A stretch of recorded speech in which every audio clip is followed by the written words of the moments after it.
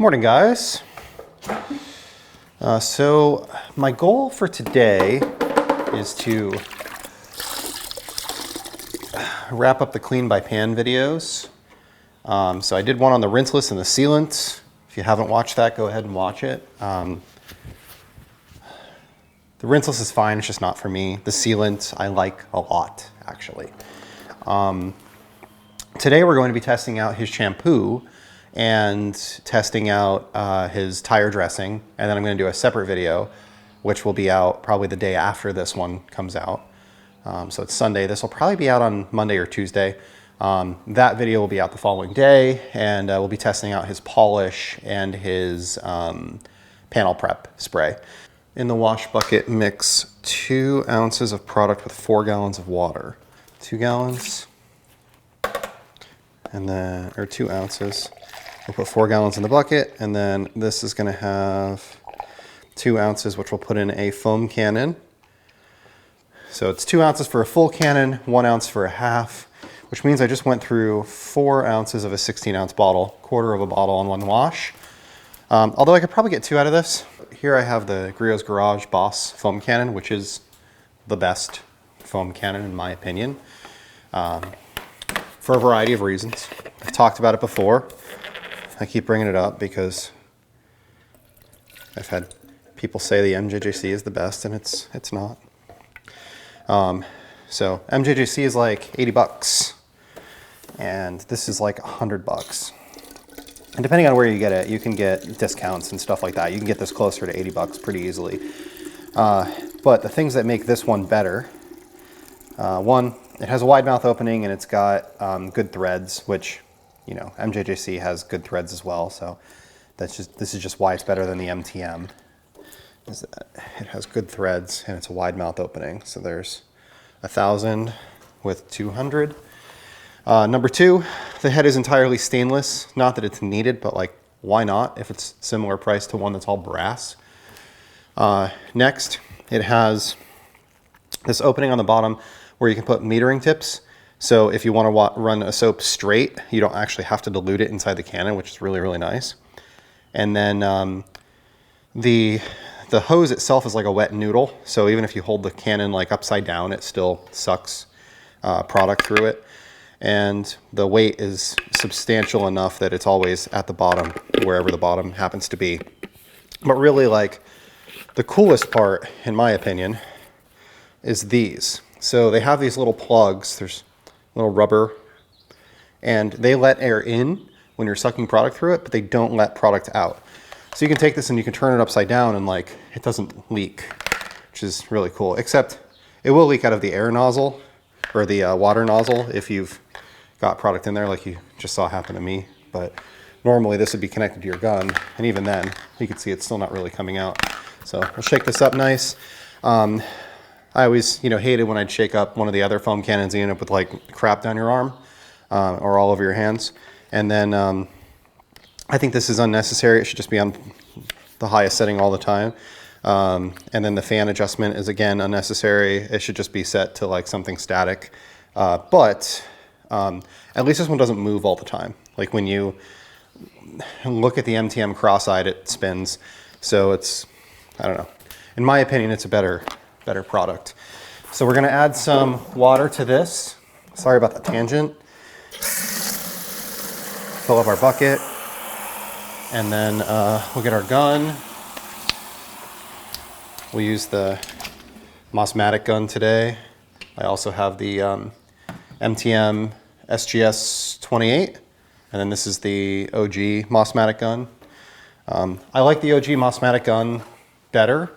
I just don't know that I would spend 4 times the money to buy it, to be perfectly honest with you. Like, it has the swivels nicer, and it's lower profile, and these fittings are a lot nicer on the end of it.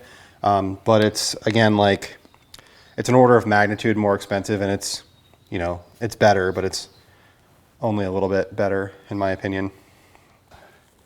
Shut this off. So we've got right around 4 gallons there. It's a 5-gallon bucket. I've got a couple inches here at the top. So whenever I'm testing and I need like 4 gallons of product, I usually go right up to the top of the grit guard. I have a 360 degree grit guard in this bucket. If If you didn't watch my bucket video, that was a fun one. And then we'll turn our Krenzla on, pull this outside.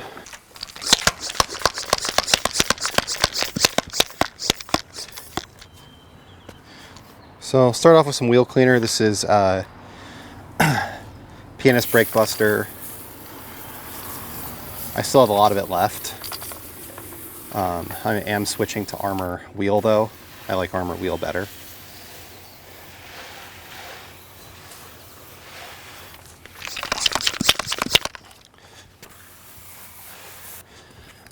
So let's try out this new soap. I didn't smell it. I probably should have. It smells good. Seems fruity.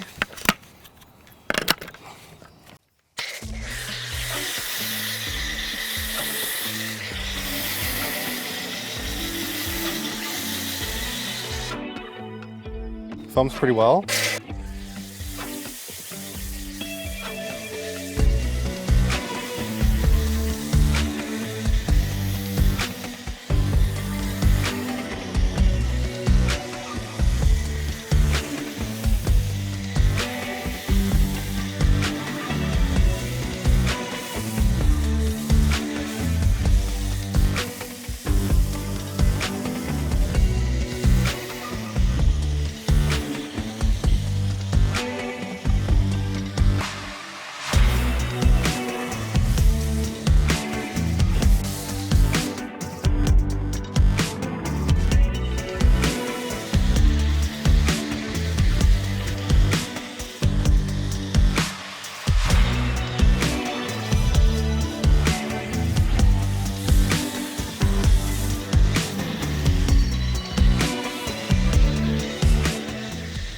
Foam's pretty good.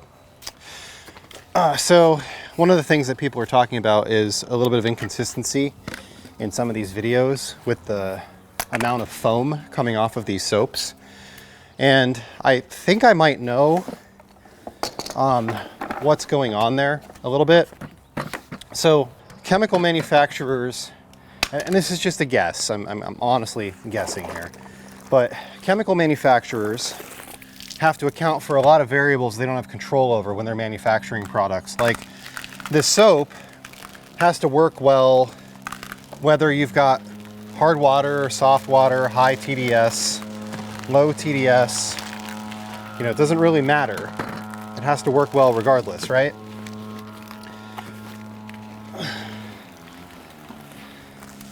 So because it's far more likely for somebody to have hard water, they might put something in it like a water softening agent that is designed to help break down minerals, right? Well, if you've got hard water, that's cool. It makes the soap perform. But like my water is DI and everything that I do is DI. So my rinse, my soap, my everything is DI. And I think because of that, I tend to get more foam than other people do. Like you saw how Nemesis foamed if you watched my video on Detail Co's rinseless, which is Nemesis. It was foam crazy. But it seems like a lot of the other YouTube channels didn't get as much foam as I did. So I'm guessing that it has something to do with that. I don't know for sure. I'm no chemist and I don't know the chemists.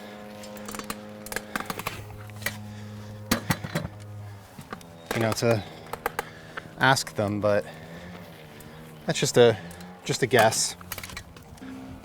So I left this side for last so that you could see the cling.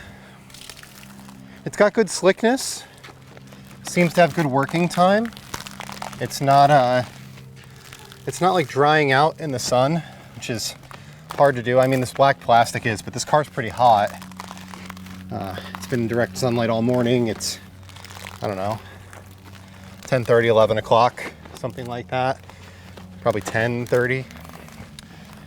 And The sun was up before 8 today.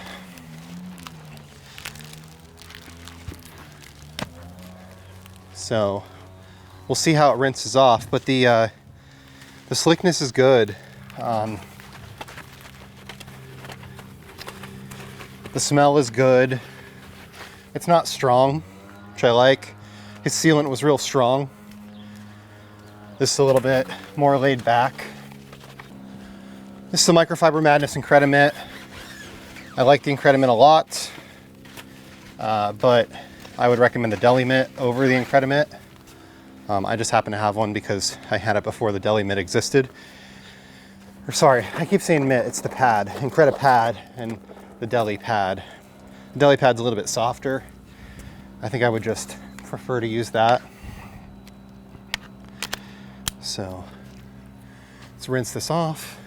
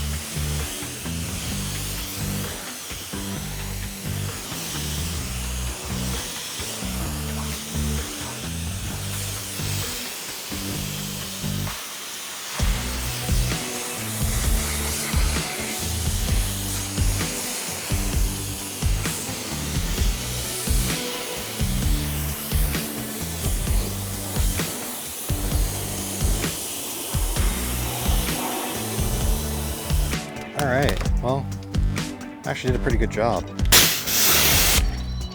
Beading action is still fairly good. The coating's better on that side than it is on this side. One side had graphene, the other one had the coating V2. I honestly, I can't remember which was which.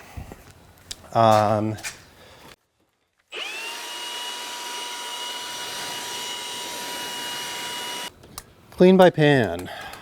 And it worked well. It doesn't seem to be a very aggressive shampoo. Like, it doesn't have a bunch of stuff that's breaking down contamination on your car. You know, like hard wash or soft wash or some of the 3 pH products from Labro. It's not a decon wash. It's a you know, a gentle snow foam, kind of like Koshkemi GSF. I guess that's probably what it reminds me of the most. 2 ounces in a foam cannon is not a lot. I want to say that's like 60, 70 milliliters. I got quite a bit of foam. With GSF, I normally use like 100, 150. And I would say the amount of foam was similar. So depending on how the cost breaks down, this might be a better option than GSF. The smell isn't as good. I think GSF has a better, I don't know how to describe it, like a better barrier. Like when you're using soap with thick foam and you're gliding your mitt is almost moving like on top of the soap and not on top of the paint. I don't really know exactly how to describe it, but I think you probably know what I'm talking about. This feels like it has a little bit more contact. Doesn't mean it's less safe. Like, I'm not seeing any scratches or anything like that, and that light scuff I had on this side is pretty much gone, so that's cool. I didn't really see it like attack the dirt in the wheel wells or in the tires. I pre-sprayed a lot of that with the brake buster, which helped it to break down. I guess I would describe it as like safe. It feels safe to me. Like it's not going to damage anything, but maybe like you're leaving some cleaning power on the table compared to some of the stuff that I've used recently. leaves the paint squeaky, which my paint's coated, so I would actually hope for a little bit more slickness. But this has been coated for a year now and it spends every day out in the sun, so it's probably about time for a recoat. Let's mess around with the sealant a little bit, direct sunlight and the heat, just see how it does. So this is straight, I didn't dilute this. Doesn't tell you that you can though. Pan commented on my last video and said that I was using too much product, so let's try using less.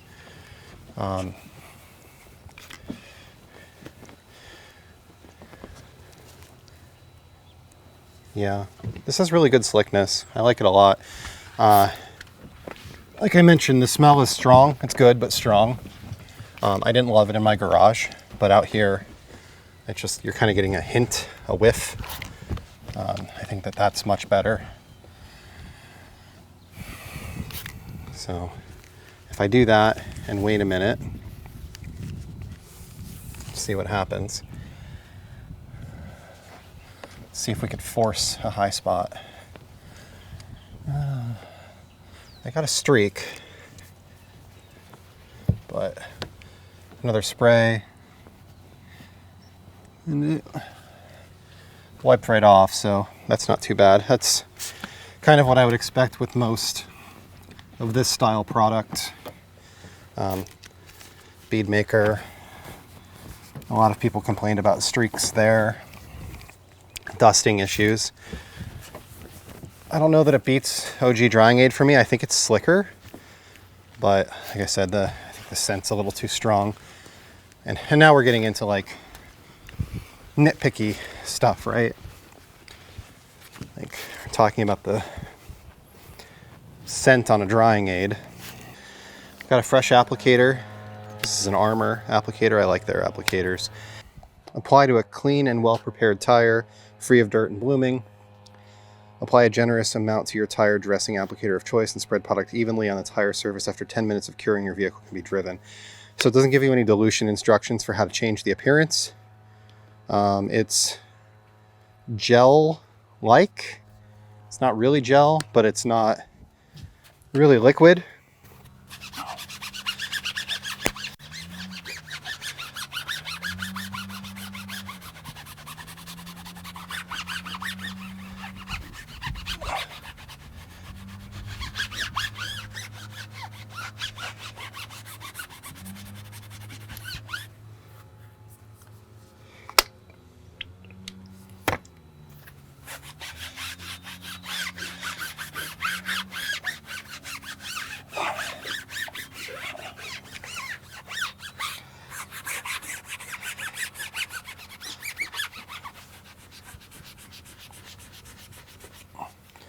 I really hate Continental tires.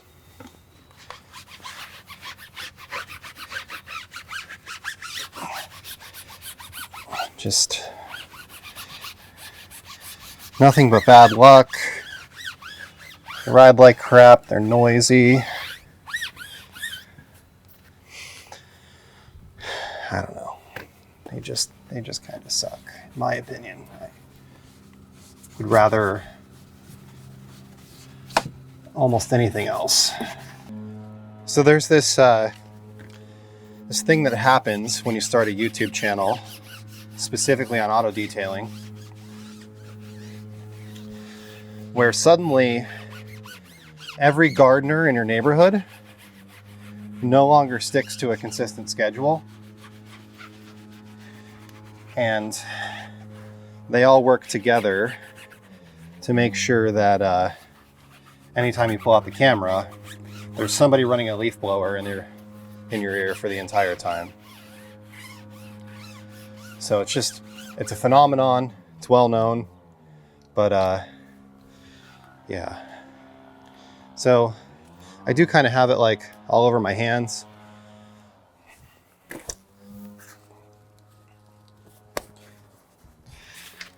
Give it a minute to dry, and we'll wipe off the excess just to even it out. At this point now, we've tried out 4 of the Clean by Pan products, obviously the rinseless and the ceramic spray sealant on a different video. On this one, we used the shampoo and the tire dressing. So shampoo, we did 2 ounces in a full foam cannon. 2 ounces is like 60 milliliters. So we used about 128 total. I put 2 ounces in the bucket, 2 ounces in the cannon. So compared to something like GSF, I actually used less of this than I normally would with GSF, compared to something like Armor, Shampoo Plus, or, you know, I don't know, some of these other soaps that I've been messing around with lately. I used a little bit more or a similar amount. The overall user experience I would describe as good. I had good slickness on my pad, good foaming action from my foam cannon. I didn't have any issues with the chemicals at all. There's a smell there, but it's light, it's not overpowering, it's not harsh. Like I said in the video, it kind of makes it feel safe, right? It doesn't feel aggressive, and that's just kind of like the feeling that you get, right? And obviously, like, I haven't reviewed SDS sheets for this, and I don't know what's in it, and I'm not a chemist, like, but it just, for me, it feels safe using it for the first time. But it also makes it feel like it's not going to have an insane amount of cleaning power because it feels safe. And because I didn't see things like bugs breaking down and running off of the front of the car, or drips that were brown or yellow coming off the car. The soap had a really good cling. It's very obvious that it's for mechanical cleaning, like they want you to be using a mitt, and it's designed to stay on the paint so that you can hit it with your mitt or your pad and have that slickness, that buffer, right? Honestly, I don't feel it's my favorite shampoo. It's a personal preference. I could totally pick it up and use it. I'm not gonna, you know, throw it in the trash. It worked very, very well. It's not my favorite. I still like GSF a little bit better, just from a smell and end user standpoint. I like the experience of using GSF a little bit better. I also like Shampoo Plus, Armor Detail Supplies product, a little bit better. I still need to spend a little bit more time with Soft Wash, which is the one from Detail Co. I used it as part of a 3 pH system. I did like that. It felt very, very, very, very slick, but I haven't really used it on a dirty car because I use it as part of a 3 pH. So, you know, the shampoo was fine. The tire dressing it's not thick, but it's not thin. It comes with a pop top, not a spray top. So that makes me think that you want to apply it to an applicator, which is actually what it says on the bottle. I did find it runny enough that it kind of goes through the applicator and you end up with some of it on your hand if you're using a foam applicator like this style. This is the Armor Detail Supply. It's very similar to the Adams applicator. The Adams one is just a little bit bigger. I think this is it's like a 3-inch and that's like a 5. The tire dressing doesn't give you dilution options. It's a little glossy for my taste. I don't like that much gloss, but that's, you know, how it went on. I feel as though I used quite a bit of product because I ended up with a fair amount of it like on my hands. And that's obviously partially my choice of applicator. If I'd used something like a brush or something a little bit different, maybe I would have had less of it. But, you know, now you can see, like, I squeeze this on my hand is shiny, which is fine. But it's, you know, it would have been nice if it was a little bit thicker, more of a gel, and a little bit less runny. Or if it just kind of stayed on the surface here a little bit better and didn't absorb into the foam pad as much. The sealant though, the spray sealant is still like, that's the one. In every line there's a product that's above average or above the rest of the line. Like in Detail Co.'s line, it's Nemesis. Their rinseless wash is really, really good, and it's in a different way. In Pan's line, it's the sealant, the spray sealant. The slickness is insane. The smell, like I said, I keep saying this, but it's really strong. I just want to, you know, let you know that it's really strong. So I didn't enjoy using it inside my garage because it, like, I felt like I needed to fumigate it when I was done. Like, it was just really, really strong. But in the driveway, it's actually great. I don't smell it at all right now. Everything is good, but the user experience while I was using it was good. That scent is good. This worked well on the trim. You could see that I got the mud flap there. That, you know, I don't have like white or polish residue or anything like that. It darkened it up slightly, but not much. It does feel greasy. So, you know, you got to kind of buff that off, or you're going to have a higher amount of stiction or stuff stuck to it. Now, they do say on the bottle to let it dry for a couple of hours before driving the vehicle.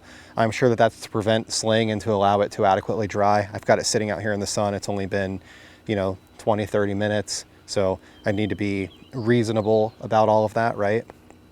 But yeah, at the end of the day, like it's a totally usable line of products. It's very simple in that there are only, you know, 6 different cleaning products. I still need to mess around with the polish and the panel wipe on camera. So we're going to do that here shortly.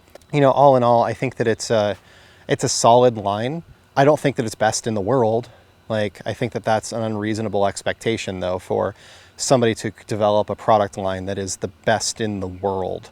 Everybody has preferences, right? Everybody has preferences on what they want, what they're looking for, what they're trying to achieve, their expectations. We all have these like internal expectations of how a product is going to work and how it's going to act and how it's going to, you know, change your life. And maybe to Pan, these are the best in the world. Like, this is exactly what he was looking for, so he made what he was looking for, you know. And similarly, on the Detail Co. side of things, you know, Eddie said he wanted a rinseless with like crazy cleaning power. He wanted something that had a ton of cleaning power. So he put tons of surfactants in it, and he made it really aggressive in cleaning power, and he made what he wanted to use, what he wished all of the other ones were. And maybe that's what Pan did here too. It's not that, you know, saying these products are better or worse than other products is really hard to do, because there's a lot of subjectivity that goes into this, right? This isn't like numeric data, like where, well, this one cleans at a 4 and this one cleans at a 4.7. Like, a lot of these things are immeasurable. So you're going off of your feeling, your experience, your knowledge base, and then like your expectations. And then, like I mentioned also, they're trying to build products that are designed for all kinds of different experiences. So I'm out here, it's 75 and it's like 50% relative humidity and the sun's out and it's just like a beautiful day. And then somebody else might be using this, you know, in Canada in their garage while it's 42 degrees outside. And then somebody else might be using this in Florida where it's 117% relative humidity somehow, and, you know, 104 at 6 o'clock at night. And it's just like disgustingly wet, and, you know, and like those are all different places, different experiences. And they have to build in some expectation of all of those things. It's kind of like in the automotive world, a lot of us modify our cars. We'll put like an exhaust on it, or we'll put an intake on it, or we'll tune it, or we'll change the turbo or whatever.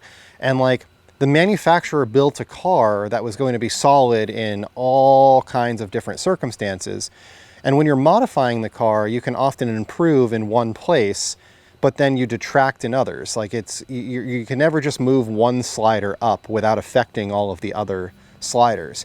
You add an exhaust and it increases your performance, but it reduces, you know, or it increases your performance, but it also hurts the noise level in a negative way for when you're on a long trip. Or you add an air intake, and the air intake increases induction noise, which some people like and some people don't. Or it increases performance, but now you run into problems with like not having a place for wet to run out of this, and if you run into too much water, then you could have problems where you're ingesting water into the car. Or, you know, these are just examples, but I think it's one of those things where like you're trying to manufacture for a variety of products in a variety of conditions, and I think that truly these manufacturers are starting to build what they themselves want to use. Armor Detail Supply is what Bradley and DJ want to use. Detail Co. is what Eddie and Jamie want to use. Clean by Pan is what Pan wants to use. And in some circumstances, they're going to be better or worse than other products that are similar. But these are all like usable lines. And that's why I keep testing products. Like, I'm not a detailer, I work in IT. And if you're new to my channel, maybe you don't know that. I clean the same 4 cars that are already clean once a week. And I I like playing around with these products because detailing is something that I enjoy. It's process driven. There's a start and a finish, and you go from step to step to step to step and you achieve a goal, where IT is not like that, in that you could have two people that have the same exact problem for two different reasons. And there isn't always a standard procedure that you go through, no matter what a tier 1 support supervisor wants you to believe. It's not always cut and dry. And that's why we all get annoyed when we call in a Verizon and you hear the script. Have you tried power cycling your phone? Well, of course I did before I called you. So I've enjoyed this last 2 weeks, testing out everything from Zizzer, everything from Detail Co., everything from Clean by Pan, and coming up with, well, I like this for this reason, I don't like this for that reason, I think this is better or worse than this other product, and trying to find like the niche that the product was designed for, because I think that there's a design intention that goes into every single one of these products, and understanding what that is part of the game. And trying to figure out like, okay, well, there are circumstances where Pan's sealant is great and circumstances where it's not, right? Just to use that as an example. And I don't know, I think that that's all part of it, and that's part of the fun for me, is trying all these new products. I don't have any skin in the game. I don't create any products. I don't have any, there's affiliate links down below, and there will be affiliate links in this video as well, and there have been in all of my other videos since the beginning of time. And let's just say, like, there's no reason for me to say that one product is better or worse than another unless I truly think that it is, because realistically, as somebody who doesn't produce products or sell products, I can get affiliation with like any product that I want to recommend. So if I, decided that I wanted to say that DIY Detail had the best products in the world, I could just refer them in every video that I had. Or Labro Cosmetica had the best soap in the world. I could put it in every video that I want to.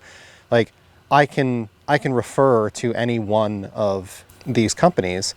That's one of those things that, like, you see a lot of YouTubers out there and they're trying these new things and they're testing the new things, and there really isn't a lot of negative to say. Like, a lot of people comment that, oh, every product is good, but most products are good at this point.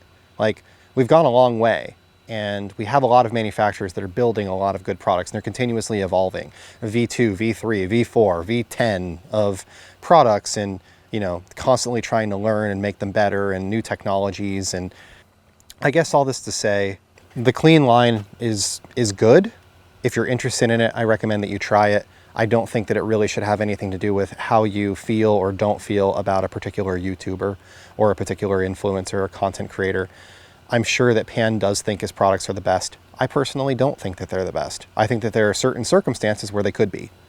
And I think that that's probably true for just about any line of products from any manufacturer that actually gives a crap and details and uses their products on a regular basis. I'm sure there are plenty of companies out there that are just producing a line of products to produce a line of products. But some of the lines that I've reviewed this year, Armor and Labo and Detail Co. and Clean and Zizzer, like, they clearly care about a particular part of the process, and they're trying to build what they feel is best for that. And I think that that's really cool. Thank you for watching. If you've gotten this far, like I said, links in description. Appreciate if you follow them. If you don't, that's fine too. If you do follow one of my links, you'll get 10% off, and you'll get I'll get a 10% kickback on anything that you buy from the House of Rags. Obviously, you can get products from a variety of places, following a variety of influencers and a variety of links. I really appreciate when you follow mine. It's one of the ways that I help to fund my channel. If I just look at the month of October as an example, I spent about $800 on detailing supplies. I got about $200 worth of YouTube ad revenue, and maybe $200 worth of affiliation money from a variety of sources. So this month is a 50% loss for me, realistically. But I got to try some new products. I got to play with some new things. I enjoyed it. And that's really all it comes down to for me, is trying and playing with new things and just enjoying myself. So thank you for watching. Have a great day.